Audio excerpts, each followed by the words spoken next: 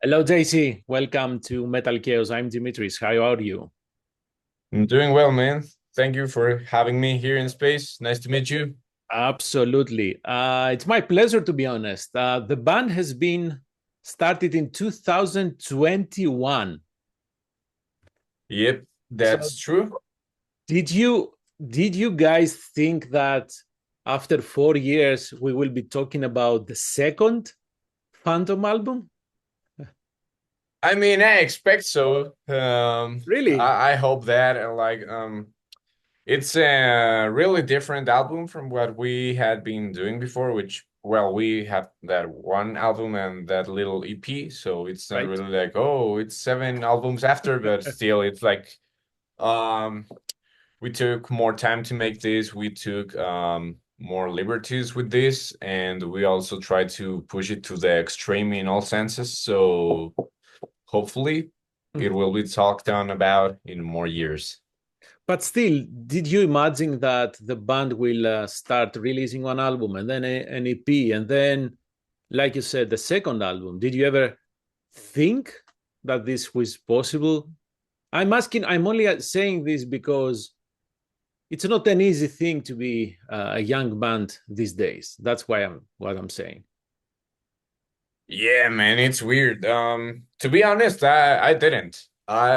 We started like just a homemade project, Mhm. and like, of course, I had my dreams and ideas and stuff.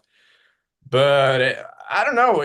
We've been like following the river and like just letting things happen. And of course, I wanted this to happen, but I didn't expect it to be this quick. That's the thing. So when did the band or did anyone contact you from High Roller Records? And now the new album will come out via that label, Yeah, it was around July of last year when we got the email like, "Hey, we listened to your last EP, Transylvanian Nightmare. We love it. We think you would be a great addition to the label. Would you like to join?" And we started talking, and so on. And we got the contract. We read it. It was perfectly fine for us. So it was a great opportunity. We took it, and we're psyched now. man. High Roller is a label that usually releases old school stuff. I will be over the moon if if my band had signed with High Roller. So I'm amazed that you contain your excitement. I love that. I love that. Yeah, So man. It's so it's true. You guys are young, right? So do you have Yep. anyone that knows a little bit of this scene? I don't want to say this business, but it is business that who is helping you out at all, to give you a heads up, careful of this, be careful of that. I mean, I've had friends telling me stuff like that, like, "Oh, take care of this, take care of that," giving me some guidance and stuff. But I've never personally had like a very close figure, like leading me. I've learned on my way, and I've learned on my path, and we've learned on the make of things, on the learning on the road, man. So it's been a whole new experience for us. A lot of learning, a lot of trying stuff, a lot of different experiences here and there, but Mhm. overall learning by ourselves. Amazing.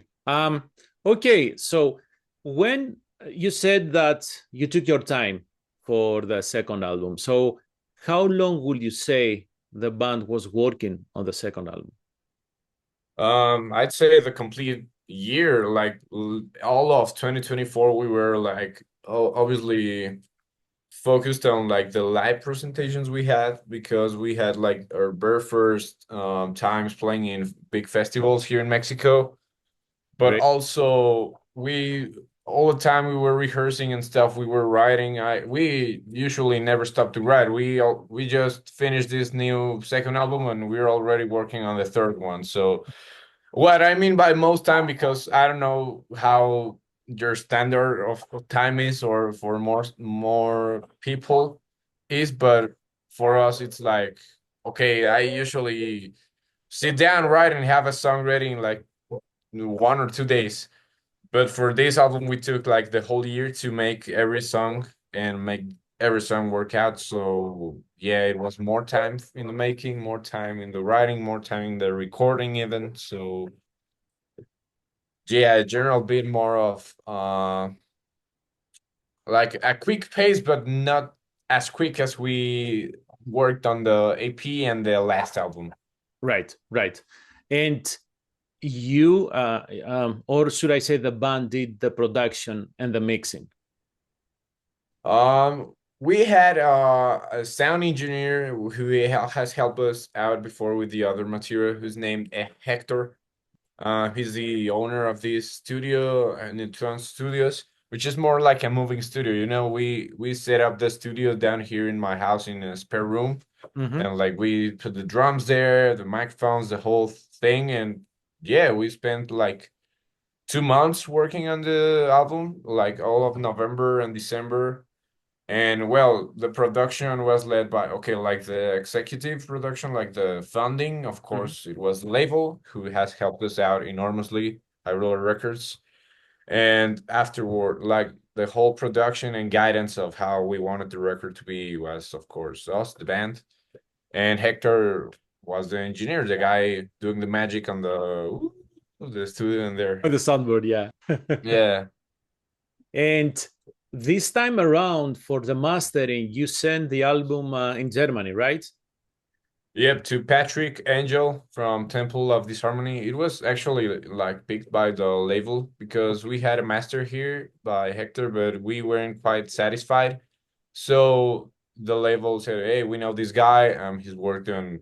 He's a fucking legend, man. Like, of course, he's working on like the reissues by High Roller Records, but he's worked on like the all the reissues the label puts out. So like Destruction, Mm-hmm. Venom stuff, a lot of old school bands we love and we worship. So it was like huge for us to have that guy work on our record. Very Awesome. cool. So another thing that you said that you post everything, you try new stuff. You even have some synths, some piano. You have Nocturnal Opus 666. Yeah, that's right. So, first of all, is this because I know I read the press release saying that no, sorry, Emilio Archer, Archer Yep. did the piano and synths. So, did he wrote that piece? Nocturnal Opus, I told him like, okay, man, I talked to him in like August of last year, and I told him, hey, man, we want to include like, because the whole band and the album has like this Castlevania, like vampires type of Mm-hmm. horror thing going around. So, and I also like, do you know this band from Japan, Sabbath? Yes. I like how they mix like the black thrash songs there, and then you have like some piano songs in the middle of a record and stuff like that. So that's very cool to me. And I said like, hey man, we want to include something like this. um I have one song which is the Poltergeist, which I Mm-hmm. wrote, and it was written since like the EP times, but I wanted to add like that synth it has at the beginning. And Nocturnal Opus is completely his. Like I told him, hey man, take your liberty, write something in this vein, like in this style, like Victorian, Castlevania, vampires, Dracula type piano. But that's his piece, and I just invited him to record. Like, go on, man, that would fit very well. What did Bel Navarro do? She's my girlfriend. I wanted to add like a female voice on the title track because I like how some bands do that too, Oh, she did like the the monologues. spoken part, right? Yeah, the like Oh, the prayer type thing in the middle of that song. I think that fit very well. Like I said, man, we were trying things out. We wanted to experiment. Okay, how would this fit in this song? And then it's a roller coaster of a record. It has like, of course, we label ourselves as speed and thrash metal, but we really went over the bridge with this and said, okay, let's mix everything we like and we can in this record. So it has like speed metal, thrash metal, early first wave black metal, death thrash, like in the vein of Morbid, Saint, and Merciless type thing, Creator, um, classic heavy metal, everything. And you have the longest song that you guys have wrote, right? Have written. I'm talking about the last one, Dark Wings of Death. So is this Yeah, something that's that right. came naturally, or you were aiming to create something longer? Um, I think it was more naturally, but then when we started working on it on depth, it made sense, man, because it was like the closer track, and we said like, okay, we want to close with like the how we say in Mexico with broche de oro. So like it has to, Be it's a epic. track that needs to have every element of the band in one song. So it's like this huge mix of things in just one song, just like the album, but imagine in one song. And we started working on it, and most of the riffs came out naturally. The other guitarist RL started that song, but we started adding more stuff. The drummer then added his parts, bass riffs, etc., and it came out pretty well. It's about dragons and like swords and dorkery stuff. Of course, of course. What's going on in Nimbus? I think this is the first time you sing like Oh man, it is. that. That's a song that I wrote for my grandfather, Jorge, who it's also on like most of the dedications or records, who passed away some years ago. I'm sorry, man. And yeah, man, thanks. And he would always tell me to write a song with that name, so I finally did it. And it's weird because the lyrics don't really have anything to do with the title, because Nimbus means like cloud. I don't remember what. I don't know if it's Latin or what, but I know it means cloud. And the lyrics are more like a personal thing about my grandpa. Used to tell me about all my life, like all that quest for the sound thing. It's because he said um like the sound is where people happy. Yeah, sorry, I'm kind of That's like a okay. That's stroke okay. here. Like where happy people go and stuff. So I don't know. It's like a very personal song. And I figure out like, okay, it's a song about my grandpa. Um, I'm gonna try and be softer here instead of just like screaming and shit. And I wanted to give it a very traditional heavy metal approach, Mhm. like some of the bands I like I don't know, Iron Maiden, of course, Manila Road, Gotham City, stuff like that. All the good stuff. Yeah. Do you think that you will be using more of that voice? How was it for you as a singer? It was weird, man. I had never seen like that. I at first didn't like it, and I was like, I don't know, like, but then I started getting the grip of it, and I think I like it more now. I can listen to it, and I've shown it to some friends and people and stuff, and they say, hey, man, this is very good. This is very good. I like the voice and stuff, and I was like, okay, I'm gonna try. Maybe I'll try better the next time, but I will definitely be making more songs like that. It's great, to be honest, for a young one to try things. And you know what? If it feels good for you guys, do that. Don't really care about what people say. That's the most important thing. And being a thrash band, number one is this: play your music, have fun, and if you guys like it, people will like it. Don't stress over it.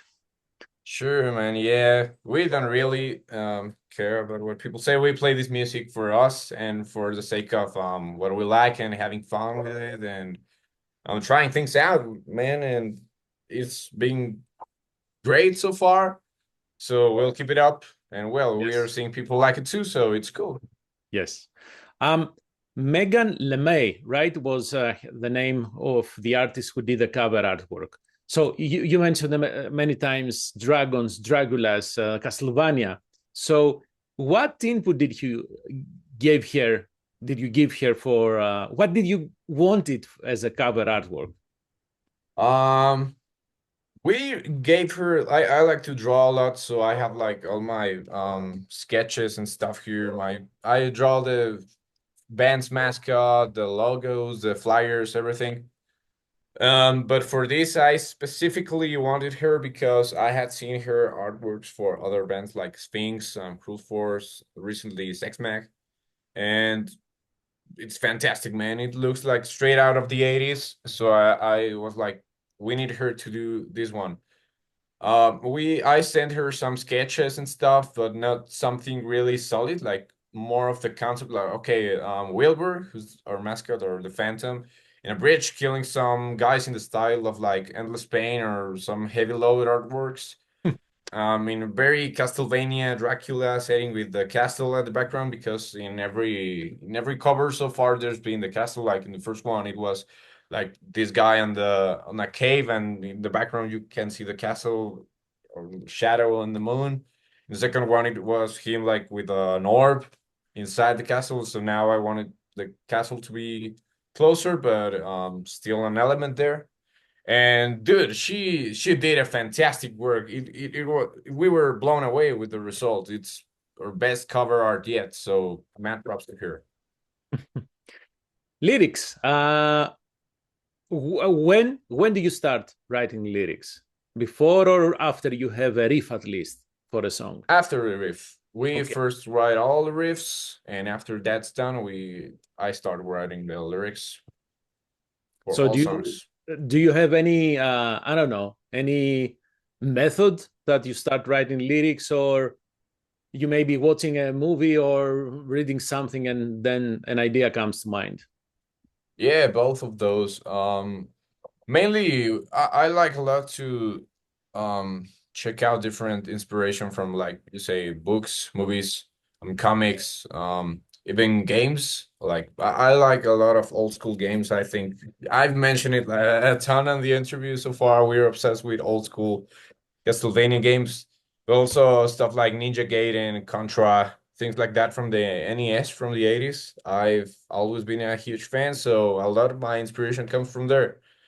And I think it's great because I don't see any bands doing that really, like grabbing from those specific games. So it's like, oh, okay, I have like a big pile of material here. I can rework and twist in here to come out with some morbid sounding ass lyrics. So let me ask you a difficult question now, because this is more like a personal, from personal interest. So I'm 50 years old and I grew up during the 80s. And you are 19 right now.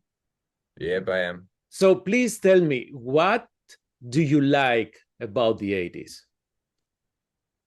I don't know, man. I know I didn't grow up there, so I can't really say I know anything about the No, no, 80s, but no, I like no, the no, I'm music. not asking. I Of course, you don't know, but oh yeah.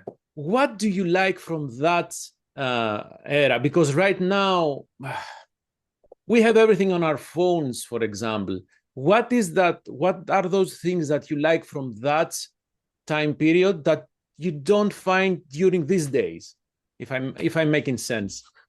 Yeah, I get you. I'd say first of all, the honesty of the music, man. Like Hmm. straight up how even in the pop music of the 80s there were like more instruments and more compositions involved, Right. like Right. um honest stuff, not just robots and computers doing everything. Which I mean, they are an useful resource, and we're living in like the 21st century, so it's what it's available and what's easier to use.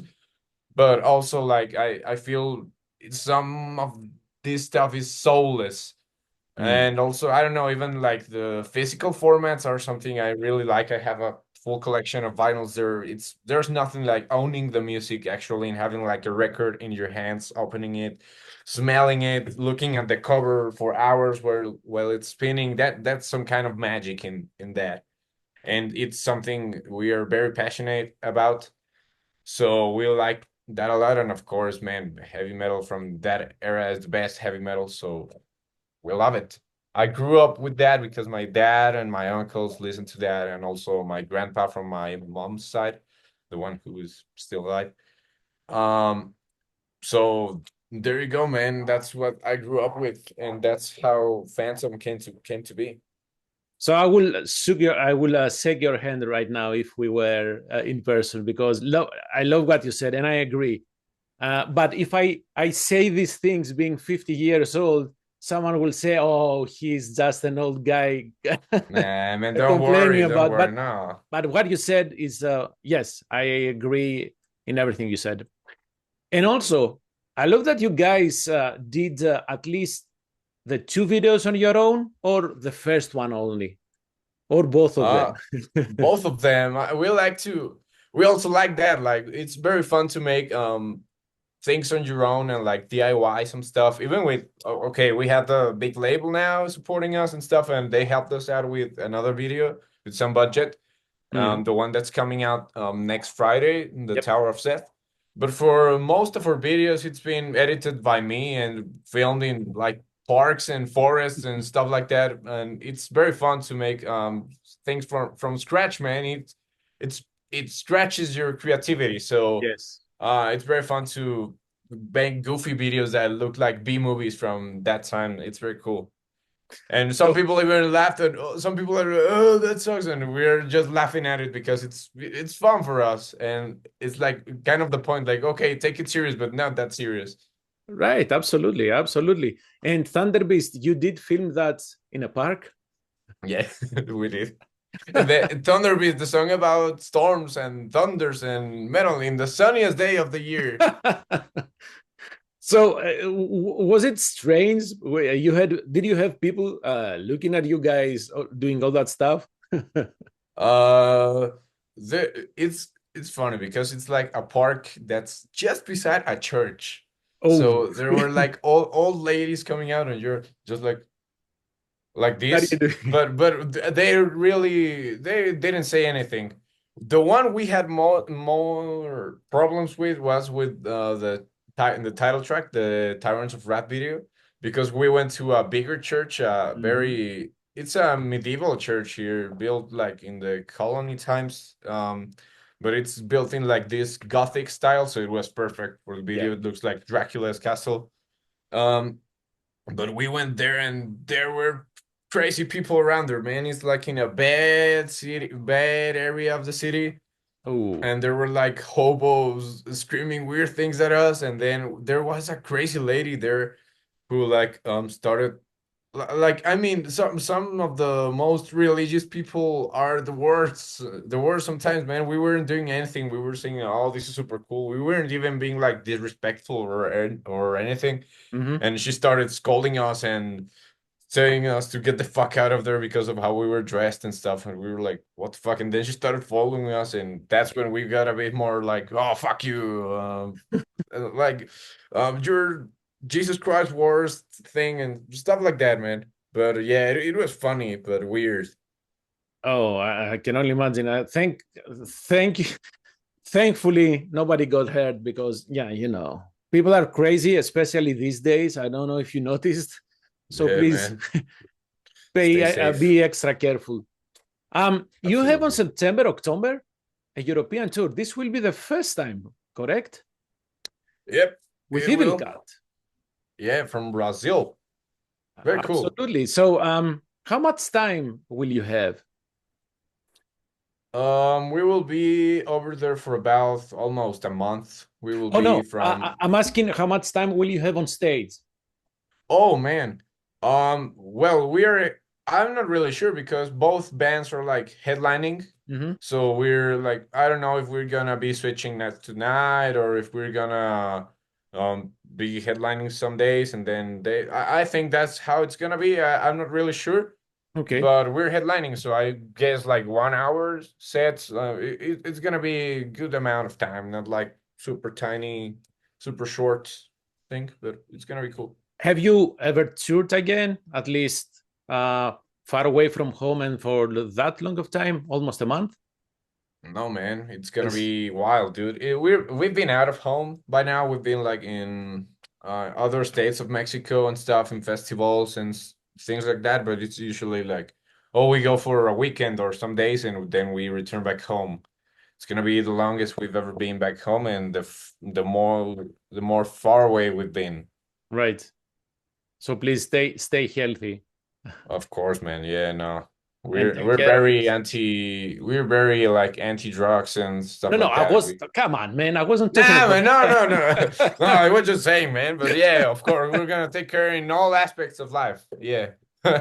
You should enjoy yourselves. But again, because it can be demanding to be all to play every day and travel at the same time. Although in Europe, the distances are very shorter compared to them to not to the Americas. Mhm. How about North America? Oh man, I'm not sure really because we of course we want to go up there because most of our audience is from there and Europe. But not sure how it's gonna be, man. Things in the United States are weird right now, and the Yes. border Mhm. relationships too. Yep. Yep.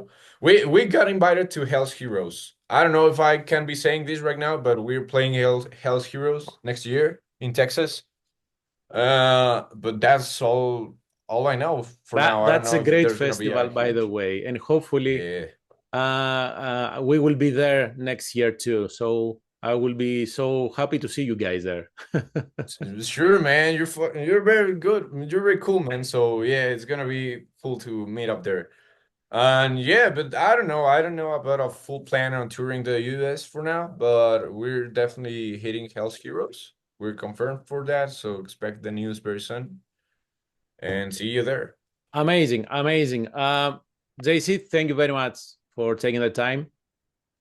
I'm honestly amazed, should I say, by the maturity that you are showing and the band, because the album does sound old school, but it's not like you are copying the other bands. You sound genuinely old school, and that is something I I really appreciate.